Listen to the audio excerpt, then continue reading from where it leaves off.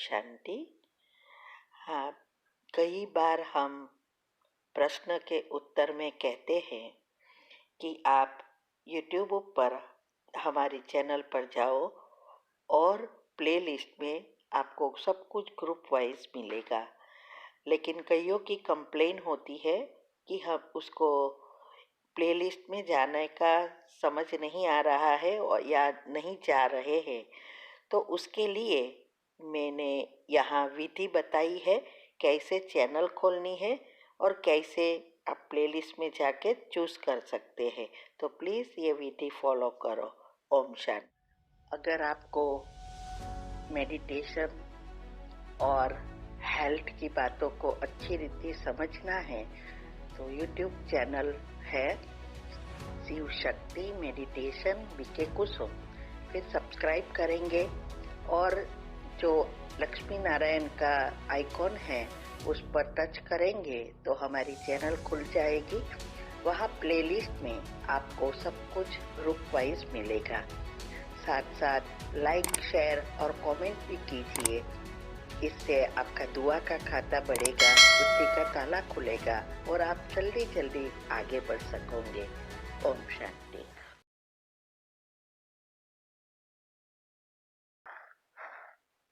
ओम शांति। आपका प्रश्न है, साइलेंस की शक्ति से बुराई को अच्छे में बदलने वाले शुभ भावना संपन्न बनो, ये समझना है, वरदान में आया। उत्तर है, देखो, आत्मा का मूल धर्म स्वधर्म ही शांति है। इसीलिए जब आत्मा शरीर छोड़ती है, माना जब किसी की भी मृत्यु होती है तो उसको शांति का दान देते हैं।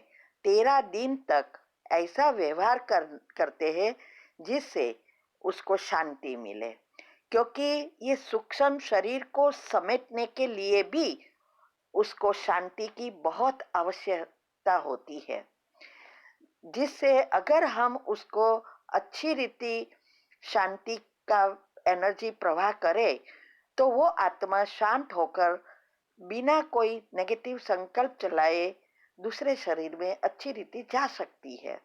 वरना अगर हम नेगेटिव बातें चलाते हैं, आजकल जो हो रहा है, जाते हैं शांति का दान करने और देते हैं अशांति।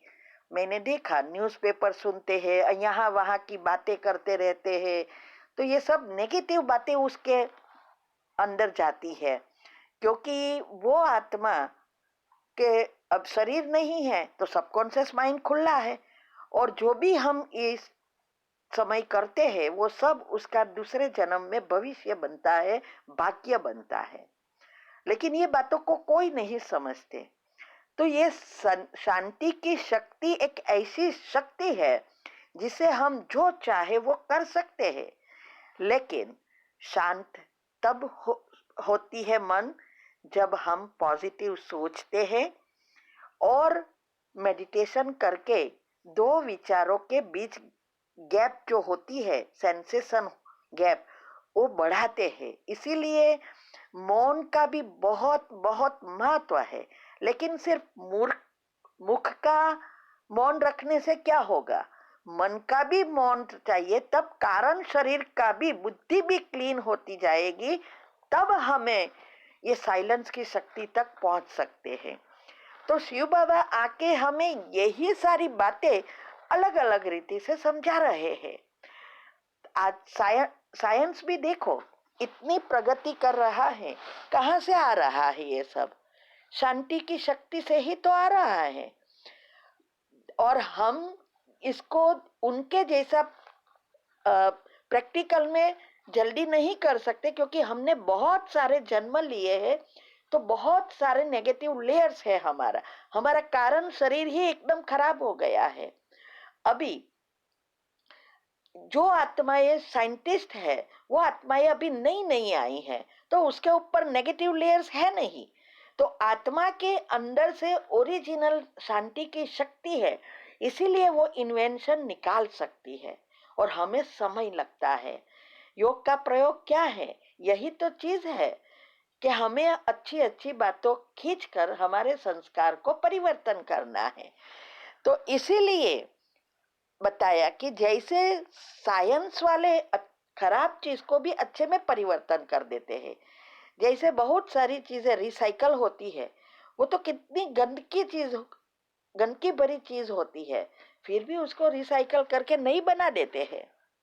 ऐसे ही हमें भी अपने अंदर कर्म नेगेटिव भी है, पॉजिटिव भी है, पाप और पुण्य दोनों है, और उस अनुसार ही हमें परिवार मिलता है, सुख सुविधाएं मिलती है, हमारे साथ वही प्रकार की आत्माएं भी आती है। तो हमें अगर ड्रामा का ज्ञान और कर्म की गुह्य गति अच्छी रीति समझ में आएगी तो हम अपने संस्कार को इजीली परिवर्तन कर सकेंगे, फुल स्टॉप लगाकर, और अच्छे विचार संकल्प चला सकेंगे। सारा मदार हमारे पॉजिटिव विचारों पर है। और इसके लिए ही अगले प्रश्न का उत्तर सुनो, इसमें मैंने बताया है कि क्या क्या करना है। जब तक हमारे इस जन्म के जो भाग्य के चक्र बने हैं, नेगेटिव और पॉजिटिव, नेगेटिव ज्यादा है और हम वही चीज खींच खींच कर और ही भाग्य बिगाड़ रहे हैं, पहले तो उसको स्टॉप करके पॉजिटिव बनाना है। और ये सारी बातें हम जो भी बता रहे हैं, इसके मूल चीज यही है, परिवर्तन करना। तब हमारे सारे गुण एक्टिव हो जाएंगे और हम शुभ भावना संपन्न हो जाएंगे। फिर हमारे सामने कोई भी व्यक्ति कैसी भी आए या कैसी भी कड़ी परिस्थिति आ जाए, फिर भी हम अचल अडोल हनुमान जी की तरह रहेंगे। हनुमान जी हम ही तो है। तो ये अवस्था है। तो इसीलिए हमें इस शुभ भावना संपन्न बनना है। तो हमारी ये योग की अवस्था बनाने की जो भी विधि हमने बताई है वो प्रैक्टिकल करना है। तब हम कोई भी बुरी चीजें हैं या बुरी बातें हैं, ना उसको अंदर जाने देंगे, ना उसको ग्रहण करेंगे, चाहे कितने कड़ा पेपर भी हो, और लेकिन उसको योग बल से, शुभ भावना से बदल देंगे। तो पहले हम हमारे संकल्प बदलकर हमारे चक्र को बदलेंगे और उसके बाद सामने वाली व्यक्ति भी हमारे वाइब्रेशन से ऑटोमेटिक बदल जाएगी। तो ये बातों को समझना है। हम अभी क्या हो रहा है, जब हमारे अंदर नेगेटिव एनर्जी ज्यादा है तो हम दूसरों की बातें को इतनी गहराई से ले लेते हैं, जो बुराई उनके जैसे ही व्यवहार हमारा हो जाता है। फिर हम कहते हैं वो उसने गुस्सा किया ना, इसीलिए मुझे करना पड़ा, वो इतना बुरा बोला ना, इसीलिए मुझे गुस्से होकर बोलना पड़ा। ये सब बातें तब निकलती है जब आत्मा में शक्ति नहीं है, कंट्रोलिंग पावर नहीं है। और इससे पता चलता है कि हमारा पुरुषार्थ कहाँ तक है। अच्छे के साथ अच्छा रहना तो बहुत इजी है, लेकिन बुरे के साथ अच्छा व्यवहार करके अपने आप को बदल के उनको बदलना, इसमें ही मेहनत है। इसीलिए हमें ऐसा पुरुषार्थ करना है जिससे हम बुरी चीजों को अच्छे में बदल दे। तो पहले हमें खुद को बदलना है। स्व परिवर्तन से ही विश्व परिवर्तन होगा। संकल्प से ही संसार बनता है। तो पहले अपने आत्मा का संसार, फिर परिवार वालों का, फिर सगा संबंधी को का, फिर विश्व का परिवर्तन होगा। तो ये सारा संसार ऐसे परिवर्तन होता है। ठीक है। ओम शांति। का प्रश्न है, YouTube पर मैंने सुना कि 2 जन्म स्त्री का और 2 जन्म पुरुष लेती है, माना 2-2 जन्म के बाद बदलती है। लेकिन ब्रह्मा कुमारी में बताया जाता है ब्रह्मा बाबा अगले जन्म में कृष्ण, फिर नारायण, फिर राम, फिर राजा विक्रमादित्य बनते हैं। कहा ब्रह्मा बाबा सीता नहीं बन सकते? ऐसे ही मम्मा के बारे में भी कहा है कि ये फीमेल ही बनती है। तो ये ऐसा क्यों? उत्तर है, देखो, ये जनरल रूप से बताते हैं कि हर युग में वो कृष्णा माना पुरुष ही रहता है, महाराजा है ना, नंबर 1 आत्मा है, परमात्मा के समान है। तो हर युग की बात है, बीच में वो भी ऐसे जन्म चेंज होती रहती है।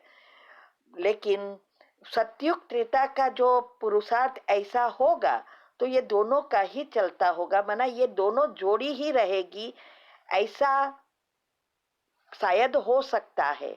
लेकिन ये बात जनरल रूप से है कि दो दो जन्म हर एक के होते हैं, तीसरा जन्म बदल जाता है। तो ब्रह्मा बाबा का भी बदलेगा बीच में, ये तो पहला पहला जन्म बताया। जैसे कृष्ण, तो कृष्ण के साथ बात नारायण बनने में उसको शरीर नहीं बदलता है ना, वो तो राजगद्दी पर बैठते हैं तो बदल जाता है। वैसे ही 8 जन्म के बाद 9वां जन्म जो है वो राम बनता है। तो वो बीच में क्या बना वो तो क्लियर नहीं है, लेकिन हर युग में वो नंबर 1 आत्मा है, तो उनसे ही परिवर्तन होता है। और जैसे ये संगम युग पर ब्रह्मा बाबा के तन में ही आता है तो श्री कृष्ण की आत्मा। तो श्री कृष्ण की आत्मा इस संगम युग पर भी पहले तमो प्रधान बनती है, मनुष्य के रूप में बताया है, और वो ही नीचे उतरती है। तो संगम युग में भी वो पहला नंबर ही है। लेकिन जब भगवान उनमें प्रवेश करते हैं तो उसको मम्मा भी कहते हैं। तो ये दोनों का खेल अलग है, इसीलिए हमें कंफ्यूज नहीं होना है, जो होना है वो होगा। ये जनरल रूप से आप सोचो कि ऐसा होता है, तीसरा जन्म बदलता है, और पुरुषार्थ पे ध्यान दो। ठीक है? ओम शांति।